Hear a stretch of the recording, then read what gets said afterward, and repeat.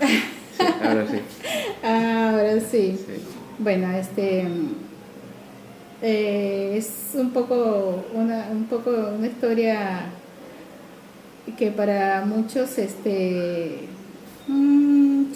sonará así como que infeliz, pero bueno, es una frase que yo me gusta mucho y es la siguiente: éramos felices y no lo sabíamos. Pero eso no quiere decir que ahorita yo sea infeliz. Solamente que se vivía tan bonito, tan despreocupado. Esa es una palabra clave: despreocupado, porque la situación crítica que vive Venezuela ahorita es sumamente preocupante, sumamente preocupante. Y yo creo que te puedo apostar que el 90% de las enfermedades vienen por la preocupación, y de lo que está sucediendo en Venezuela, de las cosas que están pasando, es la preocupación y la angustia de tú no saber, de tú estar durmiendo y pensar, porque yo lo he vivido, ¿qué voy a comprarle de comer mañana a mi hijo?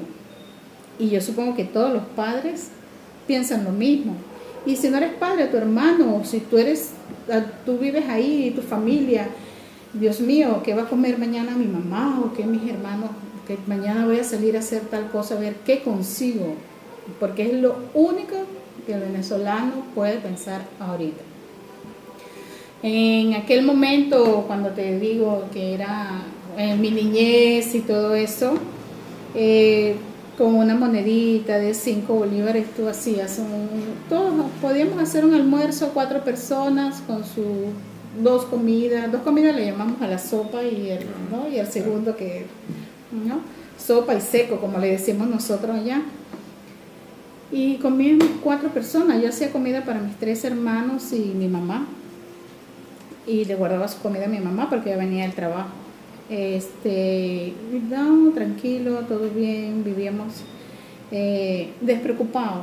Mi mamá era sola, no tenía a mi papá con su trabajito de ella, y lo que hacíamos en la casa podíamos planificar, ella podía organizarse. Yo me acuerdo clarito, yo era de 7, 8 años y yo era la mayor en la casa.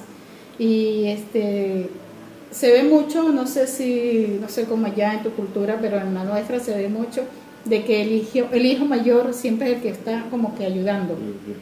Sí. Ayuda, y yo era la que iba creciendo, la que iba ayudando, la que iba, ¿no?, colaborando a mi mamá. Y bueno, desde ahí le agarré más amor al trabajo. Y nada, yo me acuerdo que mi mamá se organizaba: 15 le compro unos zapatos a uno, el otro 15 le compro los zapatos a tu hermano, o cuando era época escolar se ponía a reunir, y así yo creo que era lo que en el compartir con los vecinos y todo eso, tú vas viviendo que todas las familias eran iguales, o sea, vivían despreocupados y con un sueldo te alcanzaba para comer y organizarte y planear por lo menos tus prioridades, ¿no? Más lo más urgente, lo que más te urgía para ese momento.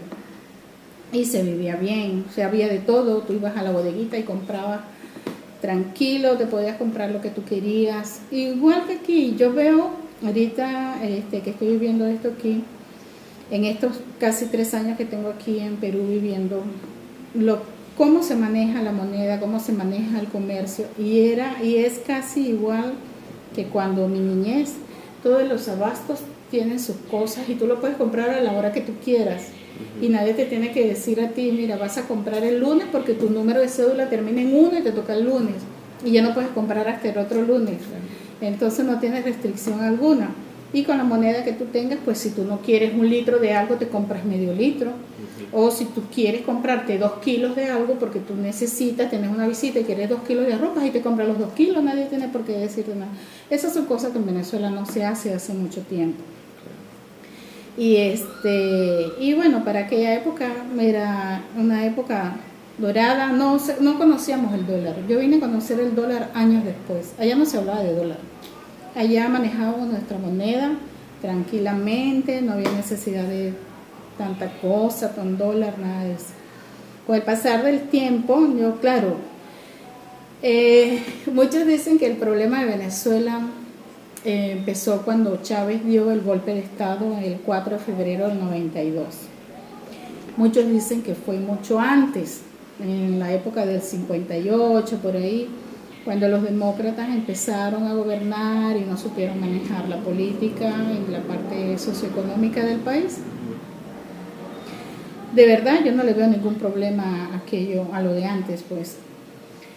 Cuando Chávez entró al poder, yo digo que fue un error garrafal del universo, yo no sé.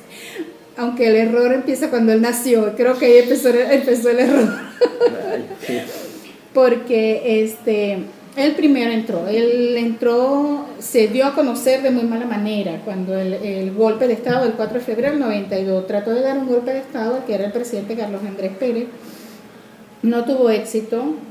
Ellos los tomaron preso a todos los que participaron, a él murieron varias personas, o hubo una pequeña guerra, no guerra civil, pero entre gobierno y los golpistas, pues, y ellos fueron presos el 4 de febrero.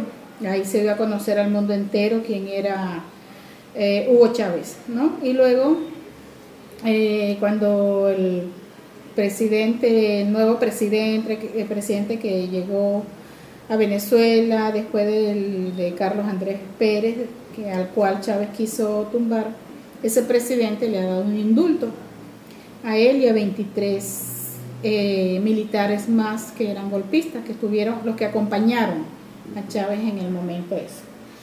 Entonces, ¿pero qué pasa? Durante el periodo que él estuvo detenido, él se movilizó mucho con respecto a los... creo que era capitán, si mal no recuerdo, el rango que tenía.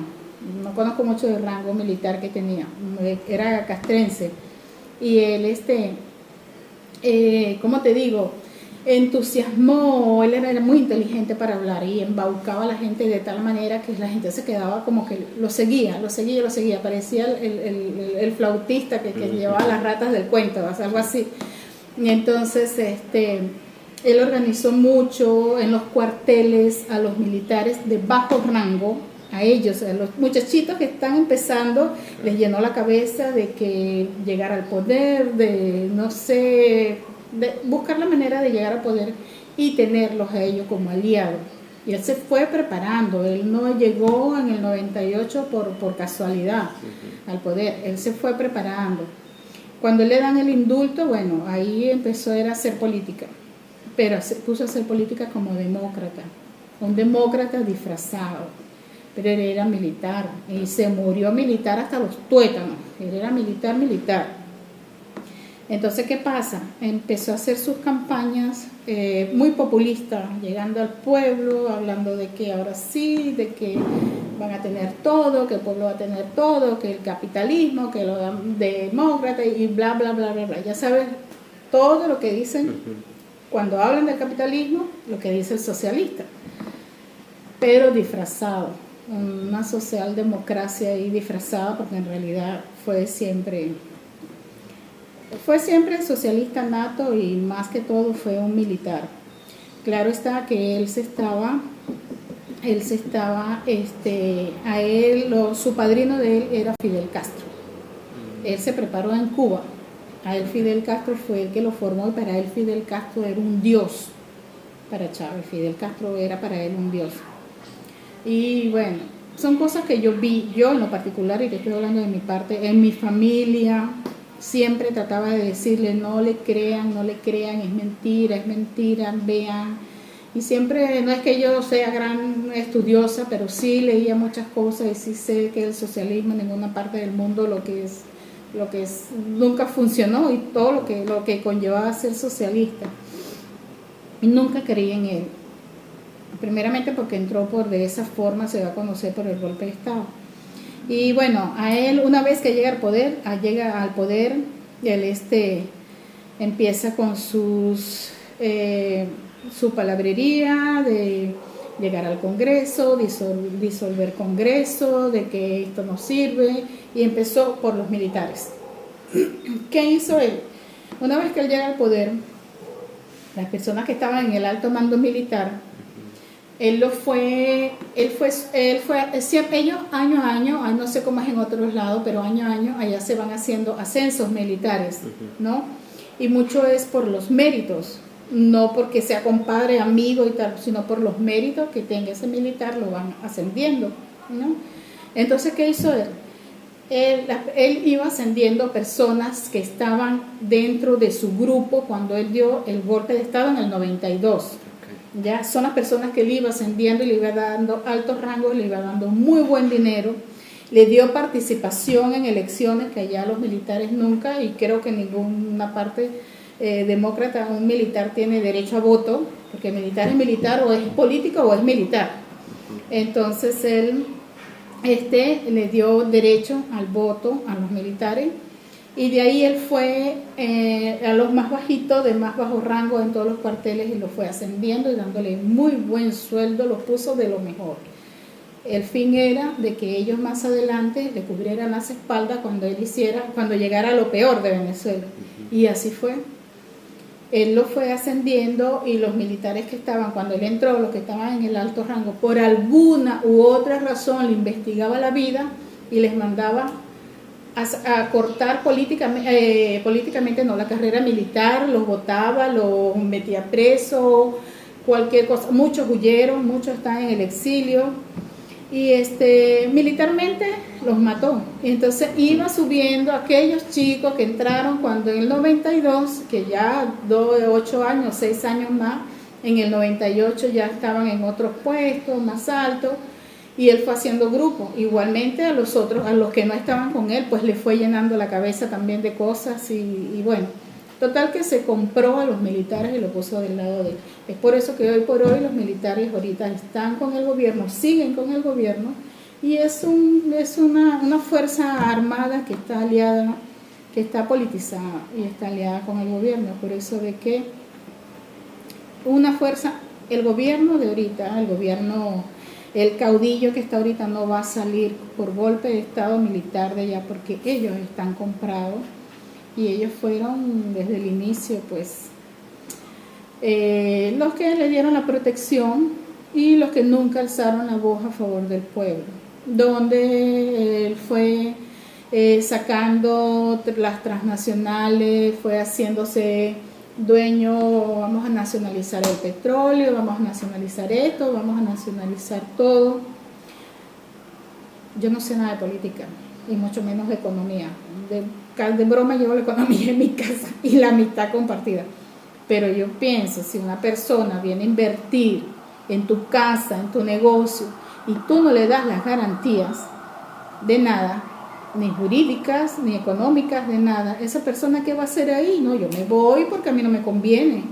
Tú puedes cerrar esto, yo estoy en tu casa, y tú puedes cerrar tu casa y decir, mira, ya no vas a trabajar más aquí, y no tengo garantías de nada, y me voy. Y eso es lo que ha pasado a nivel nacional. Se fue todo el mundo, empezó a cerrar fábricas, a hacer expropiaciones, le pagó a la gente lo que le dio la gana, y mucha gente se fue a la calle, porque tú cierras una empresa y ¿cuántos empleados no se van a la calle? Desde el que limpia hasta el que está en más alto puesto. ¿Cuántas familias no quedan a ir sin un sueldo, sin una base, sin un sustento? Muchas, y así se fue agudizando todo. Ahí falló la agroindustria, la ferrominera, la PDVSA, que es una empresa a nivel mundial conocida. Antes era conocida de manera positiva, ahorita de manera negativa, que bueno, le fue dando a los presidentes que los apoyaron en América Latina, Ecuador, Bolivia, el apoyo que tuvo de Cuba siempre, y siempre iban y se lucraban pues de manera, porque eso es conocido, todo lo que ellos de igual manera la gente que trabajaba con él, que estaba a su alrededor, todos se fueron enriqueciendo, y mientras Venezuela se iba a la debacle, allá más nunca se vio prosperidad de nada. Hubo primero como un estancamiento en todo, y uno se daba cuenta, o por lo menos yo me daba cuenta, que otros países iban surgiendo, iban en la prosperidad. Venezuela se estancaba, hasta que llegó al punto del estancamiento, al retroceso. ¿Por qué te digo esto? Sucede que nosotros, o yo siempre tuve conocimiento en la parte automotriz, ¿no? Mi esposo siempre, nosotros trabajamos, en lo que fuimos trabajando, comprábamos autos año a año, nosotros íbamos con nuestro pequeño negocio, íbamos vendiendo, íbamos saliendo de los autos viejos, teníamos una flota de carro en alquiler, vivíamos de eso en un principio, teníamos taxis, ¿no? Alquilados, teníamos taxis. Entonces hubo momentos que ya las automotrices, habían ensambladoras y todo, fábricas allá. Se fueron cerrando, ya no habían, después ya no habían repuesto, ya no había esto, ya no había el otro. Y hubo un momento que ya ni autos nuevos llegaron allá. Entonces, ¿qué pasa? Empezaron a vender autos viejos. Ahí es que yo siento que vino el retroceso, porque estaba en el ámbito que yo manejo, pero yo me imagino que en todo. Porque tú vas a un hospital y ya no tienes unas máquinas, las máquinas que te atendían, por lo menos para hacer la hemodiálisis, la máquina de, qué sé yo, cualquier cantidad de máquinas, ya no funcionaban, los aire acondicionados no funcionaban, entonces todo era un retroceso. Todo era, tú veías las noticias, los niños que nacían, el cordón umbilical se lo amarraban con un hilo pabilo, esos bollos de hilo, no sé, y no había incubadoras, dormían en cajitas. Entonces, ¿qué es eso? Eso es retroceso. En el ámbito personal, los productos de uso personal, uno no los tenía. Uno no tenía para conseguir un paquete de toalla sanitaria, un paquete de papel higiénico. Eso era Dios y su ayuda. Y eso tú tienes que comprarlo, o tienes que comprarlo, el número que te toca, tu número de identidad, que el número que te toca tal día. Por lo menos yo compraba los lunes porque mi número de cédula terminaba en 1. El martes compraba el 2 y el miércoles el 3, el 3, 4 y así se lo rifaba.